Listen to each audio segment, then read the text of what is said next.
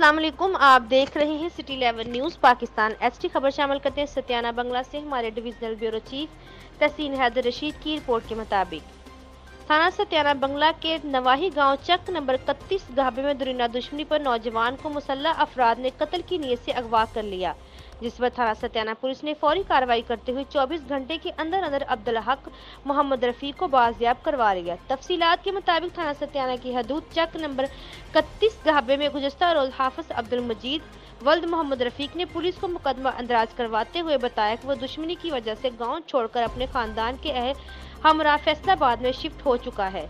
गुज़श्ता रोज उसका भाई अब्दुल हक शहर से गांव अपने जामुन के दरख्त का फल देखने के लिए आया। उसी दौरान गांव के चौक में मुलजम अकबाल, अशरफ और असलम और असले के जोर पर अब्दुल हक को शदीद जख्मी कर दिया और तशद्दुद का निशाना बनाया। लहूलुहान करने के बाद मुलजम अब्दुल हक को मुबैना तौर पर अगवा कर लिया और कहते रहे कि इसे वहां ले जाकर कत्ल करेंगे जहां इसने हमारे भाई को कत्ल किया था। वाक़े की इत्तला मिलते ही थाना पुलिस ने फौरी कार्रवाई करते हुए मुलजमान के खिलाफ मुकदमा दर्ज कर लिया। एसपी जनावाला मलक आबद हुसैन की खसूसी हदायत पर एसएचओ थाना सत्याना यासर महमूद ने फौरी कार्रवाई करते हुए खसूसी टीम तश्कील दे दी और अपने ज़ेर निगरानी तमाम मुलजमानों को गिरफ्तार करके अब्दुल हक वल्द मोहम्मद रफीक को मुलजम के कब्जे से बाजियाब करवा लिया गया। अब्दुल हक की बाजियाबी पर अहले गाँव का एसएचओ थाना सत्याना को खराज तहसीन। मजीद खबरों के लिए देखते रहिए सिटी 11 न्यूज़ पाकिस्तान।